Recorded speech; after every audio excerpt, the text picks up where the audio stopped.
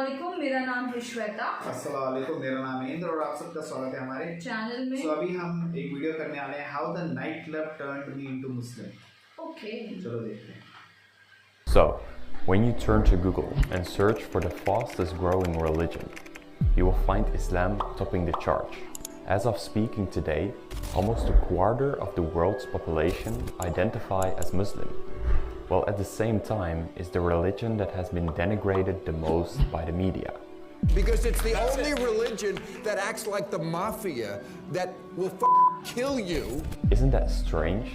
On every corner of the internet, you see people converting to Islam, as well as big influential people and entrepreneurs sharing their stories. People like Andrew Tate. I believe that Islam is beautiful, and I think it has the solutions to a lot of the problems we're facing in the world today.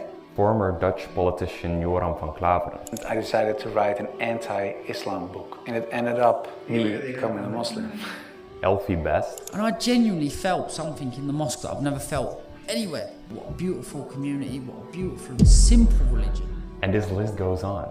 Every year we see an increasing number of Muslims in the population of non-Muslim countries. But how? Today I'm sharing a personal story on how this turned me into this. And yes, it's a slightly different video than what you're used to see from me on this channel. Normally I just speak about entrepreneurship, mindset, and my business journey. But I think this topic deserves some time because, yes, I converted to Islam. But let's rewind and start at the beginning of my journey. I grew up like a normal kid, in a normal household, parents with a normal income, a mother, a father, and a sister. But when I was 7 years old, things changed. My parents got divorced. I didn't see my father a lot. My mother had a really hard time managing the situation, financially, emotionally. It wasn't easy as a boy of just 7 years old seeing this. As a kid, growing up, I went through very impulsive and unwise periods, not making the right decision, hanging out with the wrong people, alcohol at a young age. You could argue that I didn't have the best or most common childhood, but it was necessary to become the man that I am today. Because struggle makes a man. You learn by experience. And luckily, I have a great family that supports me, cares about me, loves me, and after all, I still managed to have a very strong bond with my father. And therefore, I now say, Alhamdulillah, meaning praise be to God. But how did this happen? Why does this white guy speak Arabic and talk about Islam? Well, good question. In my younger years, I would never ever thought I would become a Muslim one day. But when looking back at my journey, it makes a lot of sense. At 15, 16 years old, I started to turn my emotions and negative experiences slowly into my motivation. I started building my future self. I started reading books, listening to podcasts, going to the gym more often, waking up early, etc., etc. I became a lot more conscious of the impact of the bad habits I developed during my younger years. I knew that if I didn't change these habits, my future wouldn't change either. And during this change, my group of friends started to become smaller and smaller. Some of them thought it was really weird what I was doing, but I didn't really care because I had this dream in my mind. I became obsessed with growing, learning, and developing myself. While my group of friends started to become smaller, a few friends never left. And someday somebody asked me, did you notice that almost all of your friends you have left are Muslim? Why is that?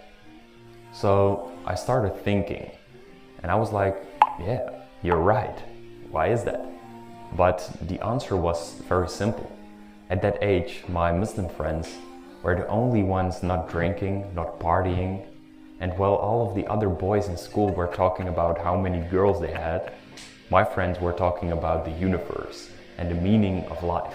I mean, Muslims that stick to their religion are one of the most disciplined people I've ever seen. I just felt really inspired with these people around me. And I never really considered myself an atheist. I always had the feeling that there had to be more than what we can see with our own eyes. I mean, sometimes I just couldn't sleep when I was thinking about how incredibly huge the universe around us is. Just think about it. Most of us live their day-to-day life, working, eating, sleeping, but when you take a moment to really think about it, whether you're a Muslim, Christian, an atheist, it's incredible. The scale of the universe, the oceans, the jungles, the animals, big, small. How did this all came to place? And what are we? What is the meaning of life? So even with these Muslim friends around me, in the beginning my interest was not really focused on the religion itself. It was more their way of life, the brotherhood, the love and respect that slowly shifted my focus to the religion that instilled these traits in them. Still without the idea of thinking I would ever become a Muslim. And this was because I always had the idea that religion was like an old fairy tale that already was disproven by science. But the more and more I started digging into it, the more I realized I was completely wrong.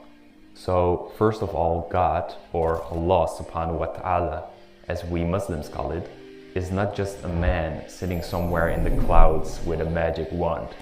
It's an indescribable force, the singular and all-encompassing power behind the creation what we see around us. And science proves that even the chair that I'm sitting on right now is made of enormously small and fast-moving atoms. This is called quantum mechanics. And if these electronics in it would stop moving, atoms would become unstable and I would not be able to sit on this chair.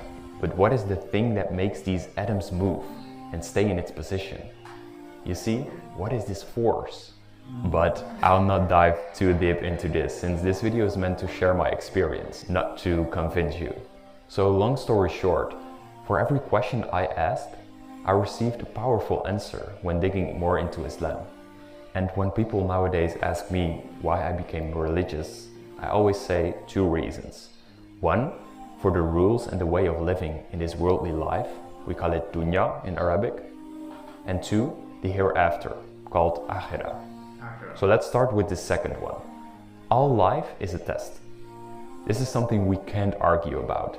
It doesn't matter if you want to become the greatest sportsman alive or just live a normal, safe life. We all have to deal with negative experiences. We all have to deal with our emotions, our desires.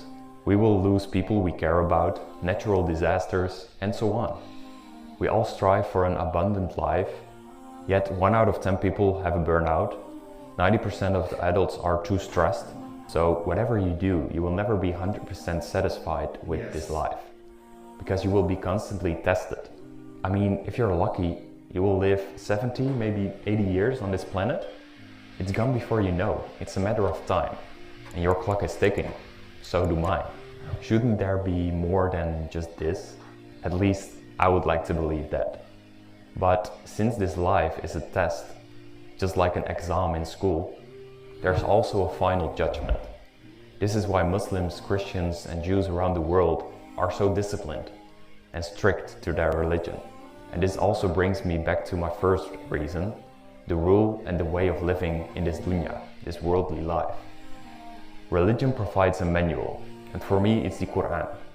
Islam offers comprehensive guidance for all aspects in life, including family, marriage, finance, health, and so on. It gives me a great feeling to build a family and raise my children with love, spiritual guidance, common principles, and way of living. Nowadays we put so many different ideologies in people's mind that families are not united anymore. Divorce rates are going skyrocket, the youth is doing drugs, losing their virginity at 30, 40, 15 years old, dancing, twerking on TikTok to get the most views. Crime rates are increasing each year. The rich become richer, the poor become poorer. This whole system is fucked. Everyone acts upon what feels best for them, not for the people around them. Several years ago, when religion was more common, you had to uphold your family name. Respect your parents, everyone was dressed properly, the husband had to work his ass off so the wife didn't have to work and could take care of the children and the household. The whole morality has changed. And when you believe life is a test, and you will be judged upon that, all you can do is focus on good deeds. be an inspiration, spreading love, helping people. And this is what my religion teaches me. When I die, the only thing I will be judged upon is my deeds. Not the materialistic things, not the girls, not the houses, not the big business, but the impact, the love, the connection, the good intent, the good deeds. So this was my personal story I wanted to share with you today. And if you made it to the end, I want to thank you for listening.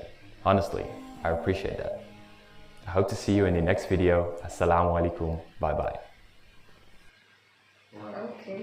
Nice है। Nice. तो पहले तो बोल रहे थे ना कैसे एकदम प्यार से calmly, and you know, हर एक अपने एक्सपीरियंस words, शेयर करते yeah. हैं। पहले तो शुरुआत किया वर्ल्ड में कैसा फैल रहा है इस्लाम, उतना कितना ग्रो हो रहा है। जी जो कुछ बड़े सेलिब्रिटी जो इस्लाम में गए हैं, ऑफ कोर्स खुद का पर्सनल लाइफ स्टोरी, उतना फिर अपने आसपास कैसे चेंजेस हुए उसकी लाइफ में, तो वो सब उसने शेयर किया है। वही ना, वो वही कह रहे थे ना कि उनके फ्रेंड्स जहाँ पे बहुत पार्टी करते, क्लब करते, और ऑल जो रिलीजियस वाले दोस्त थे वो दुनिया में कैसा रहना है and what is universe all about and everything, वो सब बताया गया। वो बोलने का तरीका बहुत अच्छा लगा, कामली, आराम से, प्यार से, सिंपल वे पे कि चलो ये हुआ वो अभी हुआ। ना रिलेटेड थोड़े क्लिप्स दिखाए गए हैं, तो वो अच्छा है। ठीक है, हम और भी वीडियोस देखेंगे गाइस। तब तक के लिए हमारी वीडियो को लाइक, सब्सक्राइब, शेयर हमें click on the bell icon.